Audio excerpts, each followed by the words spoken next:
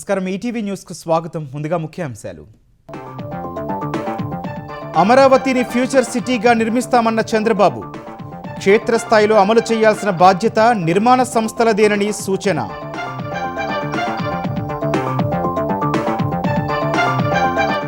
AP ప్రజల మధ్య చిచ్చు పెట్టడమే జగన్ విధానమన్న మంత్రులు. కుట్రపూరితంగానే మావిగన్ ప్రతిపాదన తెరపైకి తెచ్చారని ఆరోపణ.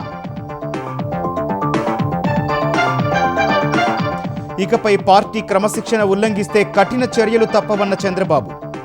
గీత దాటితే సస్పెండ్ చేసేస్తామని నేతలు శ్రేణులకు హెచ్చరిక. బాసర ఆలయ అభివృద్ధికి మాస్టర్ ప్లాన్ ఖరారు. 225 కోట్లతో చేపట్టాలని సీఎం నిర్ణయం. తిరుమల తరహా నిబంధనల అమలుకు ఆదేశం.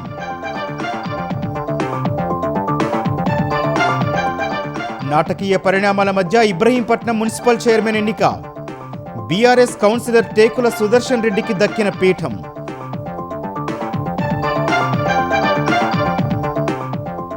మంచిర్యాల జిల్లా క్యాతన్పల్లి పురపాలికను దక్కించుకున్న బీఆర్ఎస్ సిపిఐ కూటమి. చైర్పర్సన్గా ఎన్నికైన గొడిసెల సంధ్యారాణి. మాల్దా ఘటనతో బెంగాల్లో ఎన్నికల నిర్వహణకు ఈసీ పటిష్ట చర్యలు. స్వేచ్ఛగా నిష్పాక్షికంగా నిర్వహించాలని అధికారులకు ఆదేశాలు. మధ్యప్రాచ్యంలో ఆగని యుద్ధ జ్వాలలు. ఇరాన్లో కీలక అణుకేంద్రంపై ఐడిఎఫ్ దాడి. టెహ్రాన్ దాడిలో సౌదీలో అమెరికన్ ఎంబసీ ధ్వంసం.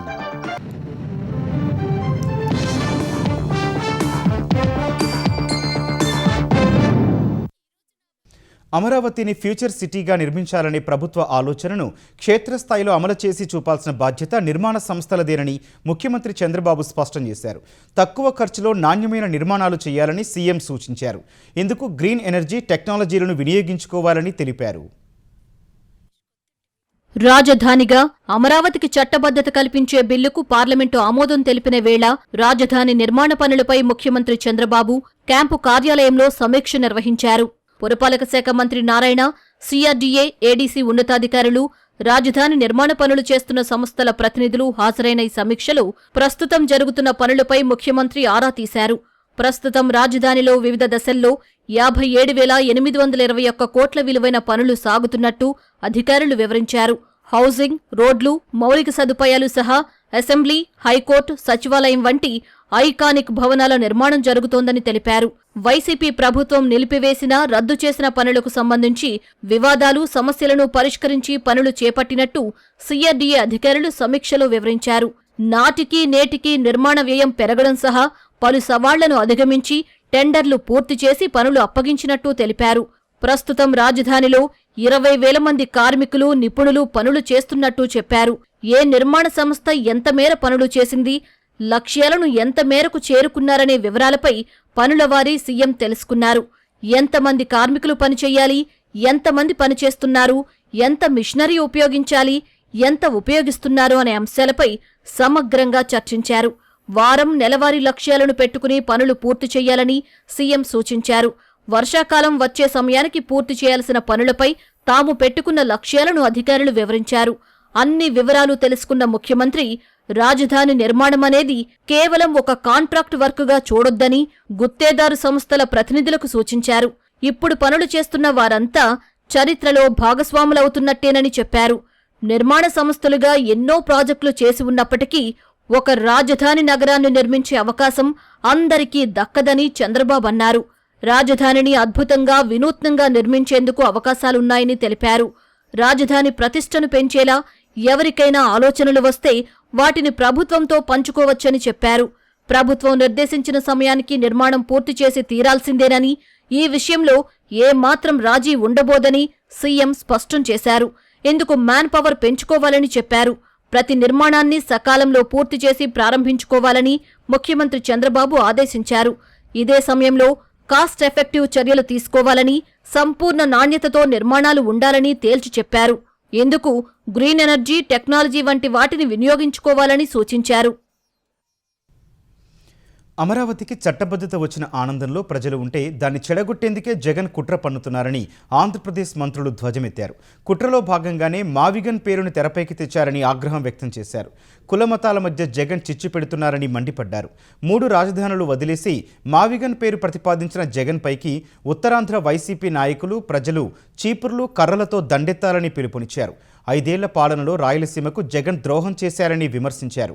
అందుకే ప్రజలు బుద్ధి చెప్పారన్న మంత్రులు ఇప్పుడు తన కరపత్రికను అడ్డుపెట్టుకుని రాజధానిపై జగన్ కుట్రలు చేస్తున్నారని ఆగ్రహం వ్యక్తం చేశారు.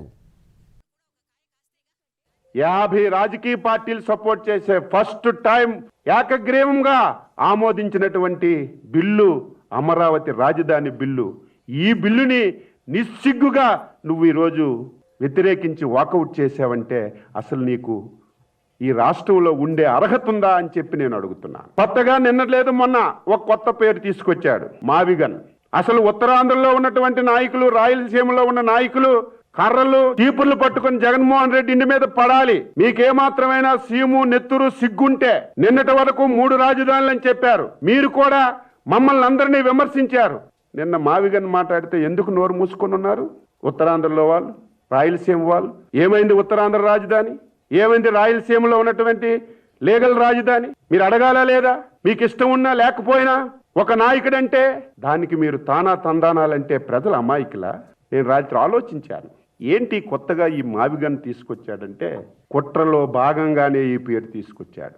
మొన్న రాజ్యసభలో, లోక్సభలో జరిగినటువంటి బిల్లు 5 కోట్ల మంది ప్రజలు సంబరాలు చేసుకున్నటువంటి సమయంలో కొత్తగా ఒక పేరు తీసుకొచ్చి డైవర్షన్ చేయాలని కుట్రతోనే ఈ పేరు తీసుకొచ్చి నీకు భ్రమించి మాట్లాడుతూ ఉన్నావు. దేశంలో ఏదో ఒక బట్ట కాల్చి మొహాన పడేస్తే ప్రజలు దాని మీద చర్చ జరగాలి, ఆ చర్చలో ఏదో చెప్పుకుంటున్నారు పెద్దగా అని చెప్పి నీ కరపత్రికను అడ్డం పెట్టుకొని నీ కరపత్రిక ద్వారానే నువ్వే క్వశ్చన్ వేసుకుంటావు, నువ్వే ఆన్సర్ చెప్తావు, మళ్ళీ ప్రజలను మభ్యపెట్టాలని చూస్తూ ఉన్నావు. కానీ నీ మాటలు వినేది కూడా లేదని చెప్తా ఉన్నా. వైఎస్ఆర్ పార్టీని నమ్మే పరిస్థితిలో లేరు. ప్రతి ఒక్కరు కూడా ఈరోజు తెలుగుదేశం పార్టీ చేస్తున్నటువంటి సంక్షేమ పథకాలు, ఇరిగేషన్ ప్రాజెక్టులు, ఇండస్ట్రీస్ని ప్రజలందరూ కూడా హర్షిస్తూ ఉన్నారు. వాటికి న్యాయం చేయాలంటే మాతోనే అవుతుంది, కానీ ఇట్లా కాదని చెప్పి తెలియజేస్తా ఉన్నాను. రాజధాని అమరావతి చట్టబద్ధత వల్ల ఉద్యోగుల్లో మనోధైర్యం వచ్చిందని ఏపీ జేఏసీ అమరావతి సంతోషం వ్యక్తం చేసింది. సందిగ్ధత తొలగిందని, ఉద్యోగుల కష్టాలు వీడాయని అభిప్రాయపడింది. అమరావతి చట్టబద్ధతకు కృషి చేసిన ప్రధాని నరేంద్ర మోదీ, ముఖ్యమంత్రి చంద్రబాబు, ఉప ముఖ్యమంత్రి పవన్ కళ్యాణ్లకు ఏపీ జేఏసీ అమరావతి నాయకులు ధన్యవాదాలు తెలిపారు. అమరావతికి చట్టబద్ధత వల్ల భవిష్యత్ తరాలకు మేలు జరుగుతుందని AP JAC Amaravati chairman Bopparaju Venkateswarlu అన్నారు. ఈ సంతోష సమయంలో సచివాలయ ఉద్యోగులు, శాఖాధిపతులకు ఇళ్ల స్థలాలు కేటాయించాలని కోరారు. పీఆర్సీ ప్రకటించాలని, ఐఆర్ ఇవ్వాలని విజ్ఞప్తి చేశారు. రాజధానిని చట్టబద్ధత కల్పించడం ద్వారా మాకు ఒక మనోధైర్యం వచ్చింది. ఎందుకంటే ఒక సుస్థిరమైనటువంటి ఒక రాజధాని ఏర్పాటు చేయడం ద్వారా, అక్కడికి పెట్టుబడులు రావటం ద్వారా మా భవిష్యత్తు బిడ్డలకి బాగుంటుందనే ఒక ఆశ ఈ భారత ప్రభుత్వం కల్పించినందుకు గౌరవ ప్రధానమంత్రి గారికి కూడా ఏపీజేఎస్ అమరావతి పక్షాన ధన్యవాదాలు మరొకసారి తెలియజేస్తా ఉన్నాం. మా రాజధానిని మేము ఓన్ చేసుకునేదానికి, మా ఉద్యోగులకి వెంటనే ఇళ్ల స్థలాల పంపిణీ కార్యక్రమాన్ని ఇప్పుడే ఏర్పాటు చేస్తే మేము ఉద్యోగులం ఎక్కడైతే మా నివాసాలు ఏర్పాటు చేసుకుంటామో అక్కడ వరకు బ్రహ్మాండమైనటువంటి కాలనీలు ఏర్పడతాయి. తక్షణమే రూపాయి ఖర్చు లేని పీఆర్సీ కమిషన్ వేయాలి. అలాగే 3 సంవత్సరాలుగా అనుభవిస్తున్న తెలంగాణ ఉద్యోగులతో సమానంగా ఐఆర్ని తక్షణమే ప్రకటించాలని ప్రభుత్వాన్ని కోరుతా ఉన్నాం. ఇకపై పార్టీ క్రమశిక్షణ ఉల్లంఘిస్తే సస్పెండ్ చేసేయటమేనని టీడీపీ అధినేత ముఖ్యమంత్రి చంద్రబాబు తేల్చి చెప్పారు. నర్సరావుపేట ఎమ్మెల్యే అరవింద్ బాబు ఇచ్చిన వివరణను సీఎం ముందుకొచ్చింది. ఈ వివరణపై చర్చ సందర్భంగా కొందరు నేతల ప్రవర్తనను ఉద్దేశించి చంద్రబాబు ఘాటు వ్యాఖ్యలు చేశారు. ఇటుక పేర్చి రాష్ట్రాన్ని అభివృద్ధి చేస్తుంటే కొందరు సొంత పార్టీ నేతలు అడ్డు తగిలి కూలదోస్తున్నట్లుగా ఉందని ఆవేదన వ్యక్తం చేశారు. కొందరు నాయకుల వ్యక్తిగత ప్రయోజనాల కోసం పార్టీని పణంగా పెట్టేందుకు సిద్ధంగా లేనని చంద్రబాబు స్పష్టం చేశారు. గీత దాటి ప్రవర్తించే వారిని ఇక భరించేది లేదని హెచ్చరించారు. పార్టీకి, ప్రభుత్వానికి చెడ్డ పేరు తెచ్చేందుకు ఎవరు యత్నించినా పునరాలోచన లేకుండా సస్పెండ్ చేసేస్తామని చెప్పారు. క్రమశిక్షణతో సుదీర్ఘకాలం రాజకీయాల్లో ఉంటారో, ఒక్కసారికే నిష్క్రమిస్తారో ఎమ్మెల్యేలే తేల్చుకోవాలని చంద్రబాబు పార్టీ నేతలకు స్పష్టం చేశారు. కష్టకాలంలో అండగా నిలిచిన కర్ణాటకలోని తెలుగు ప్రజల రుణం తీర్చుకునేందుకు వారి ముందుకొచ్చినట్లు ఏపీ విద్యాశాఖ మంత్రి లోకేష్ తెలిపారు. కర్ణాటక పర్యటనలో భాగంగా సింధనూరు హోసల్లిలో ఎన్టీఆర్ కాంస్య విగ్రహాన్ని కేంద్ర మంత్రి కుమారస్వామితో కలిసి లోకేష్ ఆవిష్కరించారు. తొలుత సింధనూరులో లోకేష్కు స్థానిక తెలుగు యువత ఆధ్వర్యంలో ఘన స్వాగతం పలికారు. భారీ గజమాలతో లోకేష్ను ఆహ్వానించారు. యువగళం జెండాలతో జై లోకేష్ అంటూ తెలుగు ప్రజలు నినాదాలు చేశారు. సింధనూరు ఎంజీ సర్కిల్ నుంచి గంగావతి రోడ్డు వరకు బైక్ ర్యాలీ నిర్వహించారు. ప్రతి ఒక్కరికి అభివాదం చేస్తూ లోకేష్ ముందుకు సాగారు. తెలుగు ప్రజలు ఎక్కడున్నా వారికి తెలుగుదేశం పార్టీ అండగా నిలుస్తుందని లోకేష్ చెప్పారు. ఈరోజు నేను ఇక్కడికి ఎందుకు వచ్చానంటే మీ రుణం తీర్చుకున్నానికి వచ్చాను. ఎందుకంటే ఆనాడు ఆంధ్ర రాష్ట్ర గౌరవ ముఖ్యమంత్రి శ్రీ నారా చంద్రబాబు నాయుడు గారి పైన దొంగ కేసు పెట్టి 58 రోజులు జైల్లో బంధిస్తే సింధనూరు నుంచి రాయచూరు వరకు పెద్ద ఎత్తున బయటకు వచ్చి మీరు మాకు అండగా నిలబడ్డారు. మమ్మల్ని మీరు నడిపించారు. మీకు ఒక కార్యక్రమంగా అనిపించవచ్చు, కానీ నా తల్లి భువనేశ్వరమ్మ కానివ్వండి, నాకు కానివ్వండి, బ్రహ్మణికి కానివ్వండి, దేవాంశ్ కానివ్వండి, ఆ రోజు ఒక తెలియని పరిస్థితి, భవిష్యత్ ఎలా ఉంటుందో తెలియదు. నాన్నగారినేమో ఏకంగా రాజమండ్రి జైల్లో బంధించారు. ప్రజలు ఏమనుకుంటున్నారో ఆలోచించిన రోజు మీరు బయటకు వచ్చారు. మీరు మాకు అండగా నిలబడ్డారు. ఆ రుణం తీర్చుకునేదానికే ఈ రోజు మీ లోకేష్ మీ ముందర నిలబడ్డారు. ఆ 58 రోజులు బాబు గారిని ఎప్పుడు కలిసినా చెప్పేవాడిని, వాళ్ళు చేస్తున్న ఆరోపణలు ఎవరు నమ్మట్లేదు.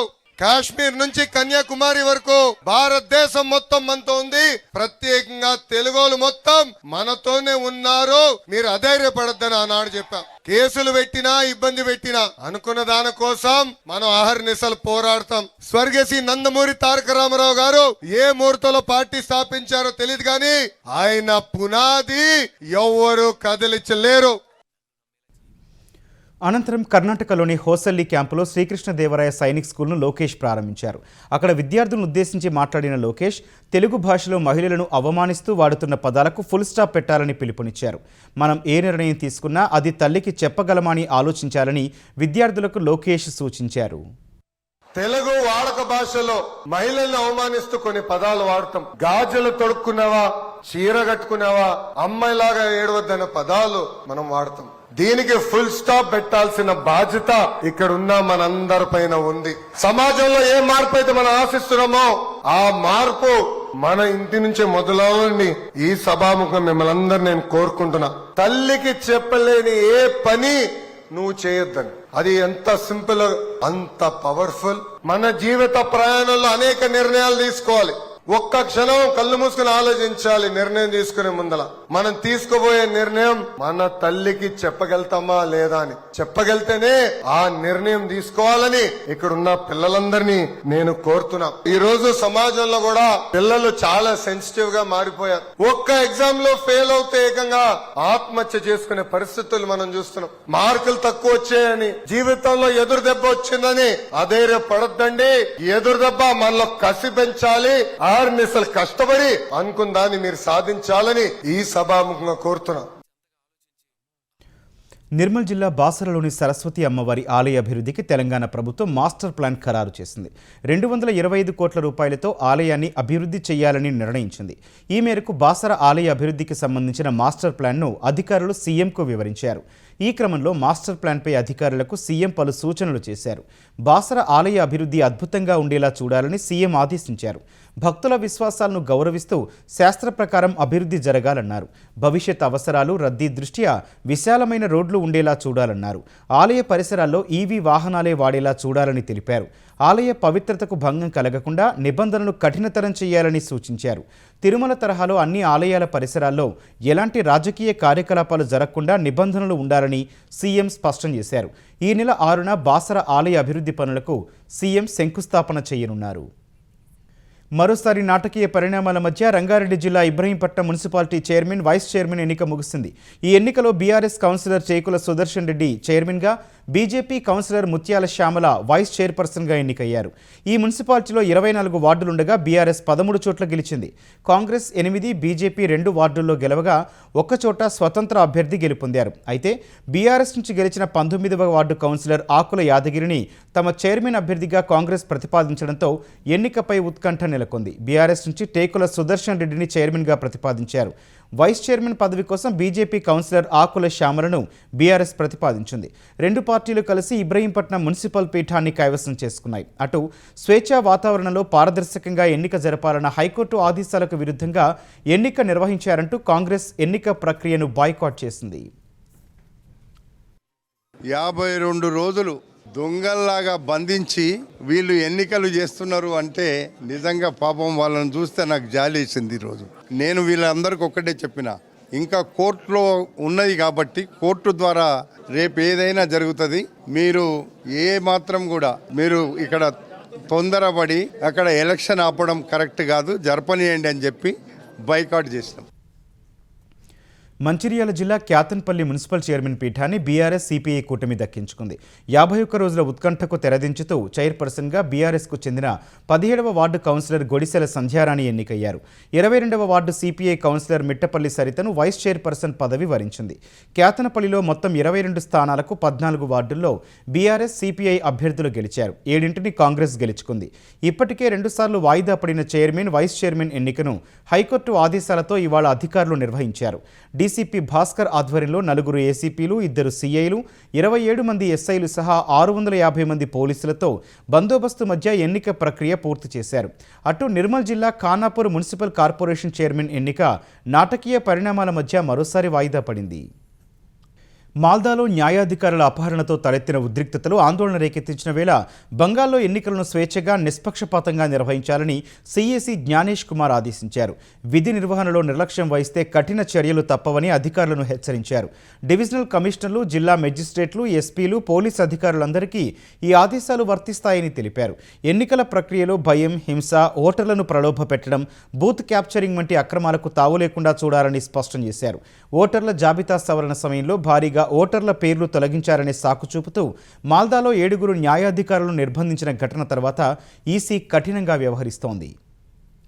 పుదుచ్చేరికి పూర్తిస్థాయి రాష్ట్ర హోదాను సాధించడానికి 100% కృషి చేస్తామని టీవీకే అధినేత విజయ్ హామీ ఇచ్చారు.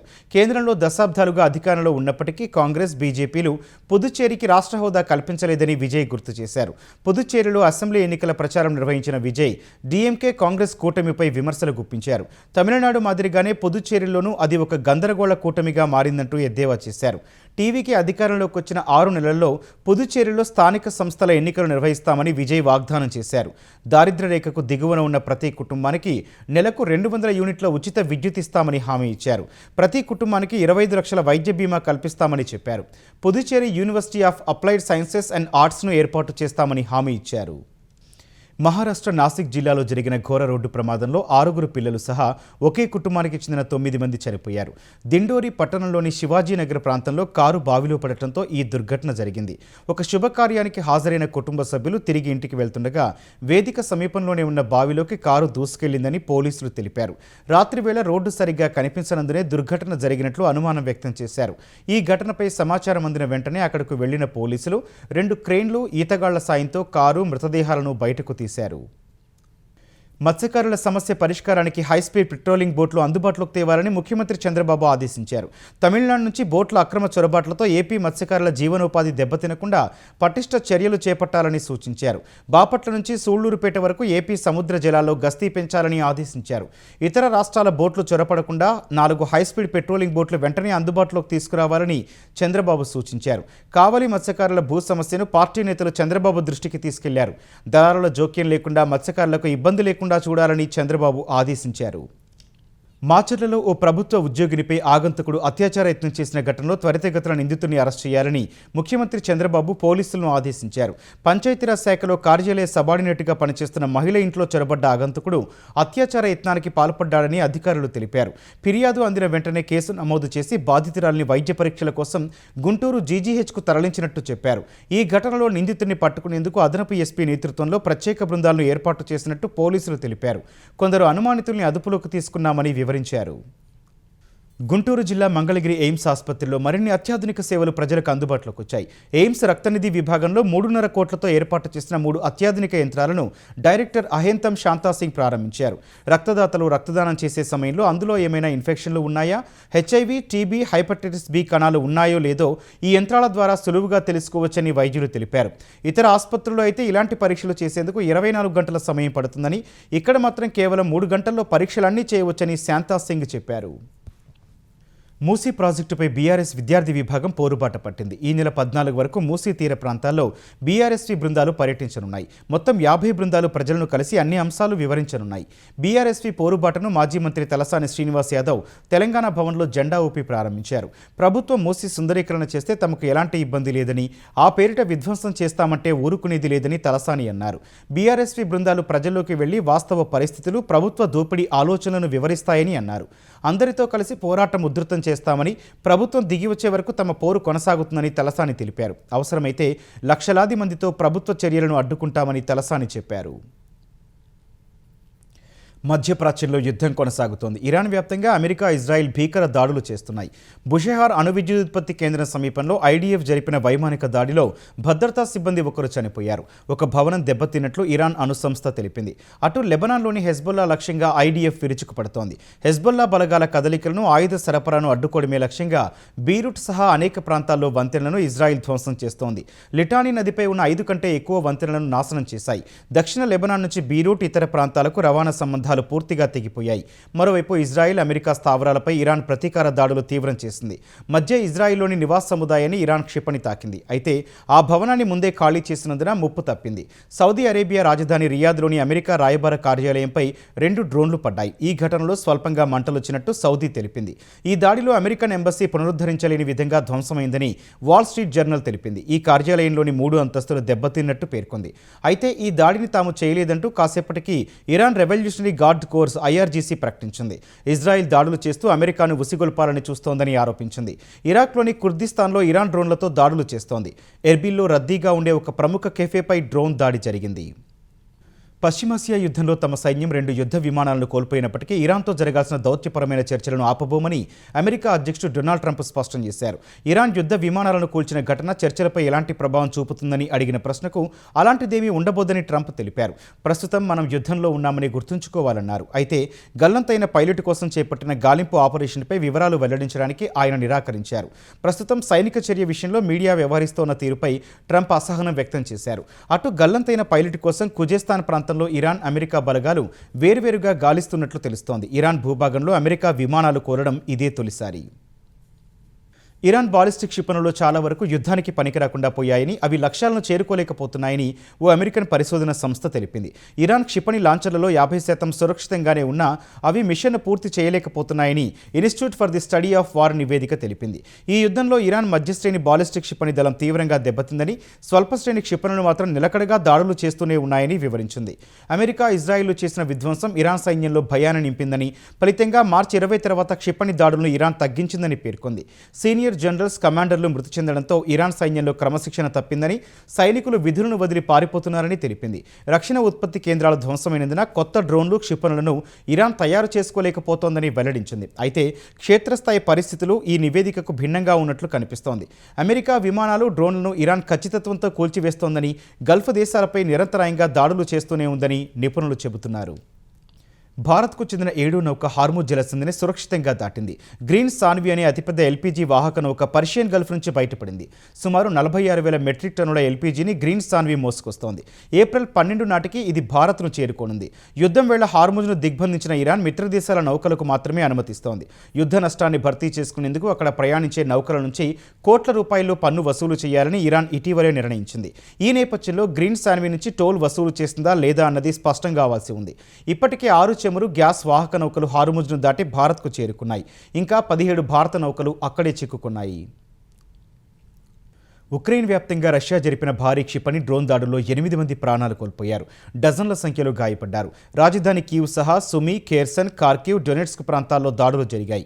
ఈస్టర్ పండుగ వేళ కాల్పుల విరమణకు సిద్ధమని ఉక్రెయిన్ అధ్యక్షుడు జెలెన్స్కీ ప్రకటించినప్పటికీ రష్యా దాడులు చేయడం ప్రాధాన్యం సంతరించుకుంది. రష్యా వ్యూహాన్ని మార్చిందని, పౌర ప్రాణనష్టం పెంచేందుకు ఉద్దేశపూర్వకంగా పగటిపూట దాడులు చేస్తోందని ఉక్రెయిన్ ఆరోపిస్తోంది. రాబోయే రోజుల్లో విద్యుత్ వ్యవస్థలే కాకుండా రైల్వేలు, రవాణా, నీటి సరఫరా వంటి కీలక మౌలిక సదుపాయాలను లక్ష్యం చేసుకోబోతోందని నిఘా వర్గాలు హెచ్చరిస్తున్నట్లు జెలెన్స్కీ పేర్కొన్నారు. అటు తమ భూభాగంపై ఉక్రెయిన్ పంపిన 192 డ్రోన్లను కూల్చివేసినట్లు రష్యా రక్షణ శాఖ ప్రకటించింది. కొన్ని డ్రోన్లు రష్యాలోని లెనిన్గ్రాడ్ ప్రాంతంలో ఉన్న పేలుడు పదార్థాల తయారీ పరిశ్రమను ధ్వంసం చేసినట్టు తెలిపింది. ముఖ్యాంశాలు మరోసారి. అమరావతిని ఫ్యూచర్ సిటీగా నిర్మిస్తామన్న చంద్రబాబు. క్షేత్రస్థాయిలో అమలు చేయాల్సిన బాధ్యత నిర్మాణ సంస్థలదేనని సూచన.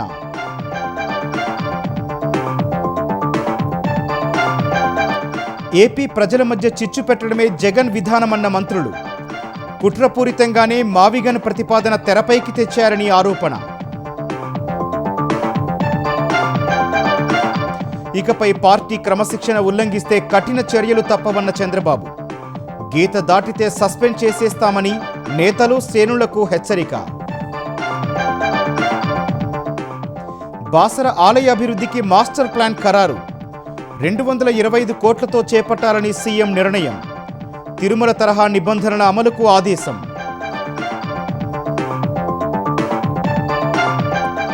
నాటకీయ పరిణామాల మధ్య ఇబ్రహీంపట్నం మున్సిపల్ చైర్మన్ ఎన్నిక. బీఆర్ఎస్ కౌన్సిలర్ టేకుల సుదర్శన్ రెడ్డికి దక్కిన పీఠం.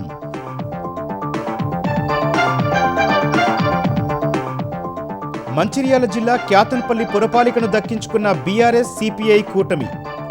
చైర్పర్సన్గా ఎన్నికైన గొడిసెల సంధ్యారాణి.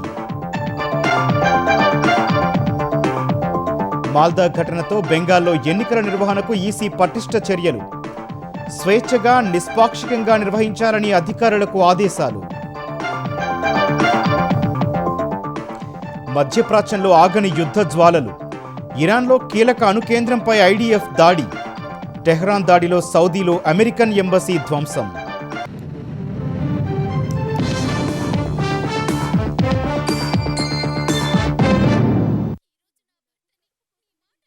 ఈటీవీ న్యూస్ సమాప్తం. నమస్కారం.